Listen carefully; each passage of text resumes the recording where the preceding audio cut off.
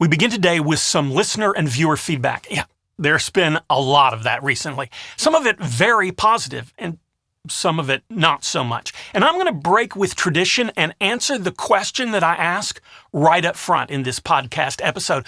We'll read from the Bible. We'll talk about motorcycles. We'll mention Superman's nemesis. Actually, we're going to mention two of them, all on the way to answering the question, is Trump the Antichrist? Welcome to the Sky Pilot Podcast that explores questions of faith, spirituality, and religion. I'm Dan Matthews, and I don't have all the answers, but I do enjoy the questions. Welcome to the podcast where every question is an invitation into a spiritual quest, and you're invited along for the journey. Hi, I'm Dan. This is Quark. We're your co-pilots on today's spiritual quest. Welcome aboard. In response to my most recent 2 episodes of this podcast, I have received a lot of comments. Some of them have been very supportive, and thank you for those. Some have called me a false prophet, a liar, a knucklehead, and some have used even less flattering words. Oh, get to the important part. Tell them about the viewer who said I was cute.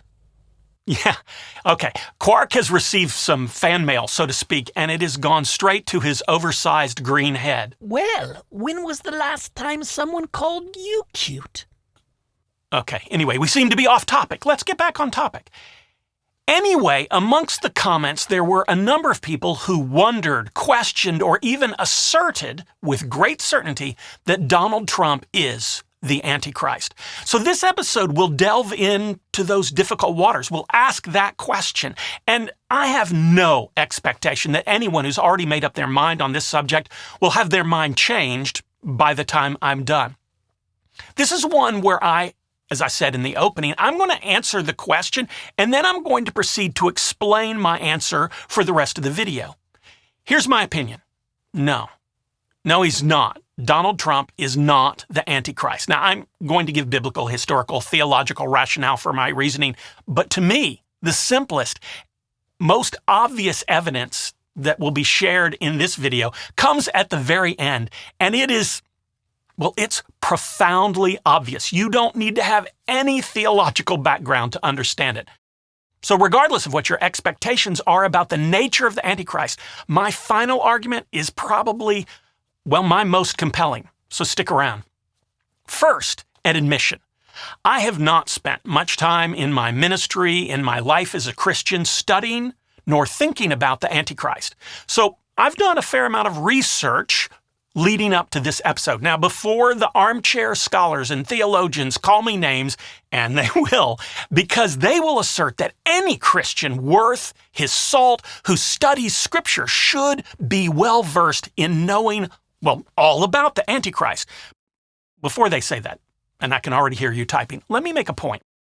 And a quick divergence, a quick story will probably help me make my point. My wife and I recently got our motorcycle licenses, and we took a 2-day class to prepare for that. And interestingly, the instructors of this motorcycle class placed an enormous amount of emphasis, put enormous amount of energy into teaching 2 things. One is called the clutch friction zone, which is important but doesn't really relate to my point now. The second is that a motorcycle has a strong tendency to go where you, the person who's riding said motorcycle, are looking. Often, when people are having a hard time completing a riding exercise in the motorcycle class, they are reminded by the instructors to look where they're going, normally the turn. Look into the turn. Look where you want to go, and not just a little bit. Look well into the turn, and your motorcycle will go there. First, this is surprisingly true. The motorcycle goes where you look. Second, this is kind of true in life as well. Where we place our focus and our attention, where we look, is where we will tend to go. So it's not an oversight that I have not spent much time in my ministry studying Satan or the Antichrist. They aren't who I wish to follow, so they aren't where I have, placed my emphasis, my focus. Spiritually, I have spent my ministry trying to focus exclusively on one thing, and one thing only. Jesus. Now, I have in my journey met people who are so focused on the battle between good and evil that they believe is taking place in this world, They're so focused on the existence of Satan as an active force in the world that they seem to me to be living a faith that has not one, but two deities. One is good, one is bad, but they seem to be fairly evenly matched in power. And I'm not saying these people are wrong. I'm just saying that I choose a different path, a different focus for my faith.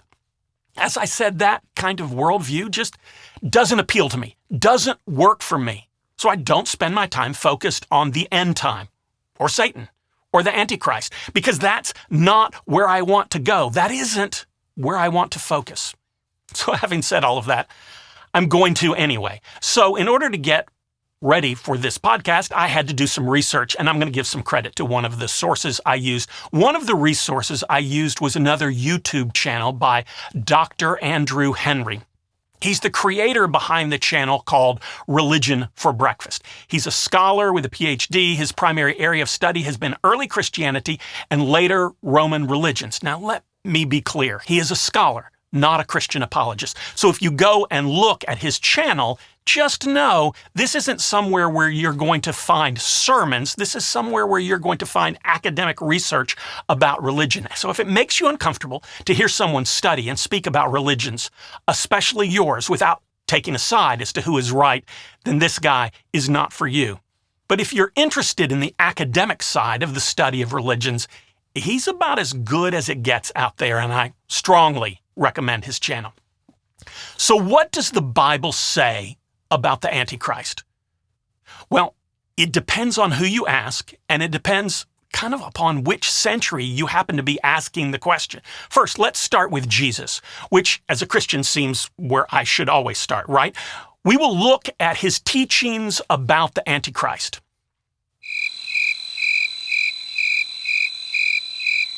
Yeah, there are none. Really? Really? Yeah, he never speaks of an Antichrist, nor does he ever use the word. Ever. Now, just let that sink in for a moment. If this was something Jesus wanted us to be aware of, to focus on, don't you think he would have mentioned it, at least once? Now, let's move on to other passages of the Bible. All of the passages dealing with the Antichrist were written in the late 1st, early 2nd century. And if you ask Christians in that time period, they would probably say the first and only place to learn about the Antichrist are those passages that refer to the Antichrist by name. Passages that actually use the term Antichrist in the passage. And I'm emphasizing that for a reason that we'll get to in a moment. Interestingly, there are only 5 passages in the entire Bible that mention the Antichrist, and they all occur in just 2 of the books of the Bible. So they all occur in those 2 books and are written, matter of fact, by just one author. If you move through church history a couple of years later than those passages were written, there are other passages that people begin to assume are referring to the Antichrist, but those passages have no direct reference to the term. Now, those books are Daniel, 2 Thessalonians, and of course, the book of Revelation. Now, let me again reiterate, these books are probably more well-known, more studied as referring to the Antichrist than are the ones that actually do. But they have no direct nor explicit reference to the Antichrist at all. So let's be very careful, biblical scholars, and assume that the best places to get our information about the Antichrist are those passages that do indeed use the term Antichrist within the passage. And since 4 of those 5 biblical references that are found in the Bible are in 1 John, let's start there. 1 John 2:18. Children, it is the last hour. As you have heard that Antichrist is coming, so now many Antichrists have come. From this we know that it is the last hour. So let's start with the obvious. The author of 1 John is clearly under the impression that now, meaning the time in which he is living, is the end time. And I don't think his description is meant to be a prophecy to future generations, but is instead intended to be a descriptor of what his intended readers, meaning his contemporaries, are experiencing right now in their lives and their faith journeys. Also, and probably more importantly, this is a difficult passage for me to read accurately. Yeah, not because the words are complicated or because they're opaque as to their meaning, but simply because we are so used to the word Antichrist being preceded by the definite article, the. When I read this passage, I want to insert the word the before Antichrist. The passage I just read says, "As you have heard that Antichrist is coming," and even knowing that the word is not there, I have difficulty not reading this while inserting the word the. And biblical translators have been very careful to leave it out. Even though leaving it out makes reading it a bit more awkward, they leave it out because, well, it's not there in the original language, in the Greek.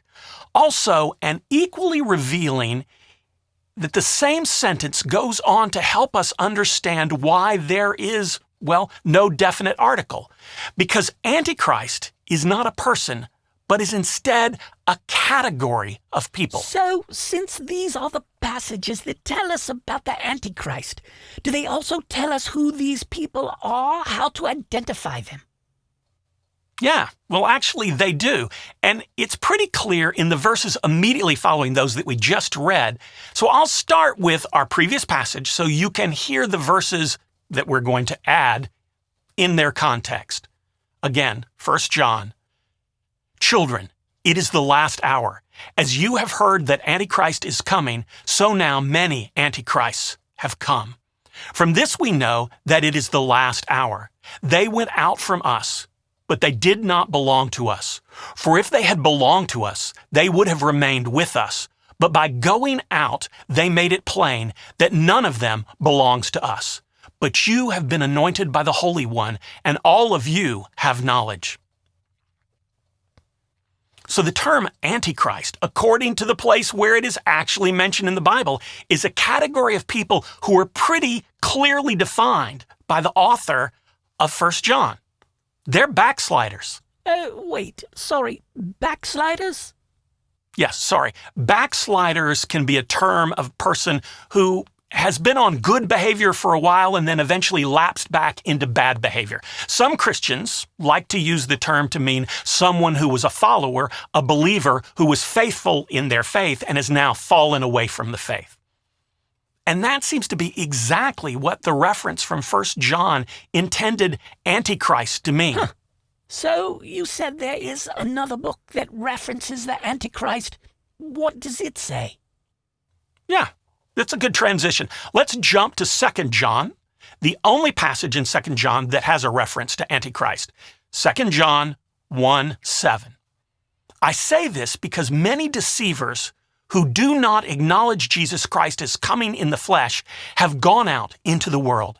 Any such person is the deceiver and the Antichrist." Antichrist is now preceded by the word the. It says the Antichrist, doesn't it? Good catch, it does. But in this case, it doesn't seem to be intended to give the meaning that the Antichrist is a singular person. This passage seems again to be talking about a group of people. It says any such person is the Antichrist, meaning anyone who falls into this category is the Antichrist, and it sounds like there are a bunch of them. Okay, so part of my reason for saying Trump is not the Antichrist is because, well, when we call him the Antichrist, I believe that modern Christians are using the word in a way that it was never intended to be understood by the author of 1 and 2 John, which again is the only place in all of Scripture that refers to the Antichrist. So now let's talk about the more modern definition.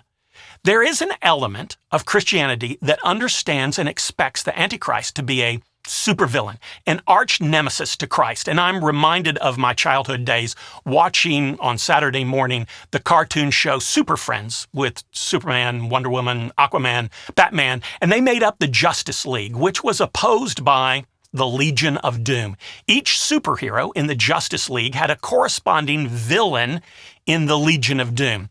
In this case, what I want to talk about is the fact that Superman had an evil Superman twin named Bizarro. Bizarro is very similar to Superman in terms of power. He even kind of looks like him, but he's evil and Superman is good.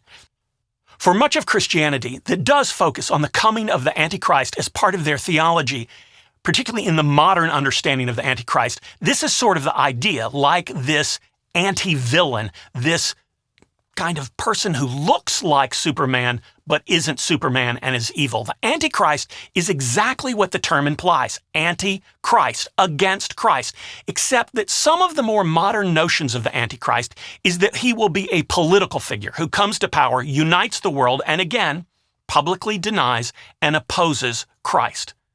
So needless to say, a lot of political figures have been predicted to be the Antichrist. So what do Mikhail Gorbachev, Saddam Hussein, Osama bin Laden, Adolf Hitler, Ronald Reagan, Pope John Paul II, Prince Charles, Barack Obama, and of course, Donald Trump? What do they all have in common?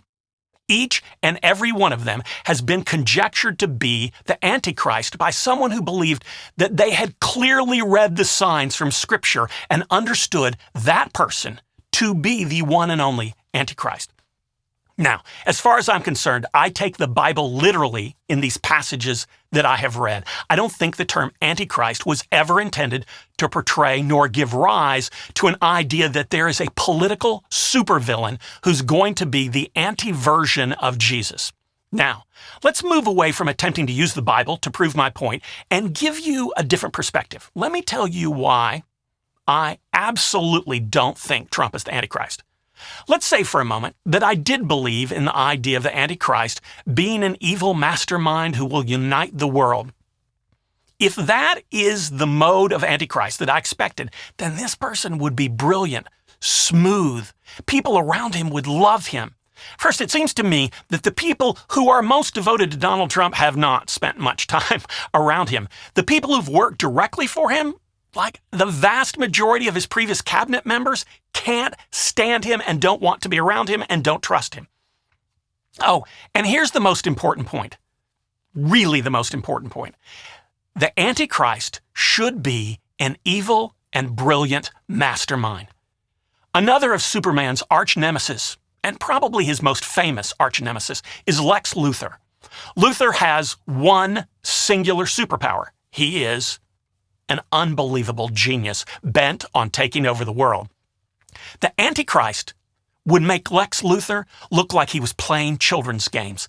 That Antichrist would be a combination of unrivaled genius and evil supernatural powers. And therefore, according to my reasoning, the Antichrist would not have allowed himself to be tied up in court with crimes that were unnecessary and in no way contributed towards the goal of total power. The Antichrist would use words with alarming precision, not seemingly stumble through almost every single thing that he says.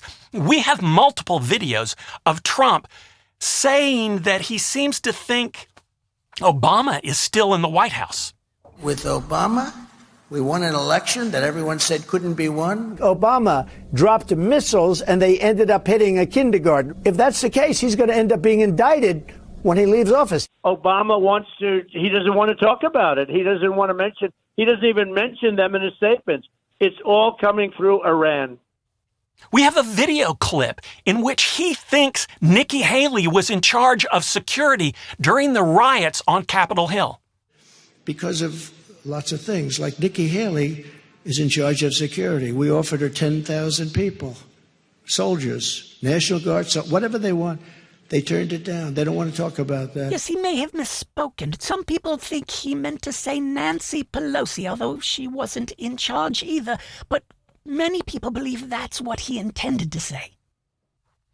He speaks of having watched the police and firemen work on 9/11, but he says 7/11. I think what I want to do is I want to talk just for a second. I wrote this out, and it's very close to my heart because I was down there, and I watch our police and our firemen down on 7/11, down at the World Trade Center right after it came down. Again, to be fair, I think he just misspoke. I don't agree with him in terms of his politics, but people sometimes misspeak. People do. People do sometimes misspeak. The Antichrist does not. How about the Access Hollywood recording of Trump saying he can abuse women with impunity? You know, I'm automatically attracted to beautiful. I just start kissing them. It's like a magnet. You just kiss. I don't even wait. And when you're a star, they let you do it. You can do anything. Whatever you want. Grab them by the I can do anything. Okay, not sure where you're going with that one. That seems like the kind of thing you might expect from the Antichrist, not an argument against it. Look, by definition, the Antichrist is brilliant, conniving, and has supernatural powers straight from Satan. The Antichrist, as many understand the modern definition, would be too smart to make any of these mistakes. What is my proof, my convincing proof that Trump isn't the Antichrist? He isn't smart enough. Not even close. And that's all for today. Some will say, well, Dan, if you're not a fan of Trump, which I am not, why spend time trying to prove that he isn't the Antichrist? Why spend time defending him? Well, let me be clear. I don't see what I'm doing as defending him. Instead, I'm trying to make a point. Calling Trump the Antichrist is kind of a form of twisted, backwards idolatry. It elevates him to some sort of evil super genius, which he is not. Is he a scary narcissist who has been clear that if elected, he will use the highest office in our country for personal gain? Yes. Yes, he is. But let's not imbue him with more power nor intelligence than he actually has. And that is my point. I want to say this. If you made it all the way to the end of this video, thank you. My channel's still young, and I want to thank you for those who found it, who've been kind enough to watch the videos, those of you who have left supportive comments. Those comments genuinely mean a lot to me and keep me going. If you'd like to help this channel continue and grow, then please like, subscribe, ring the bell. That's the way you can use your voice to help YouTube use their algorithm to grow the channel. Also, if you'd like, please leave me a comment below. I'm always interested in suggestions for topics for future videos, so you can leave that in the comment section below as well. And on your spiritual journey, may you ask questions, seek answers, and boldly go wherever the quest takes you. Thanks for joining us here today and being part of the SkyPilot Faith Quest community. This is a great place to ask questions you wouldn't feel comfortable or safe asking in other places. And remember, the sign of a strong faith, solid religion, or healthy spiritual journey is not certainty, but that you keep asking questions.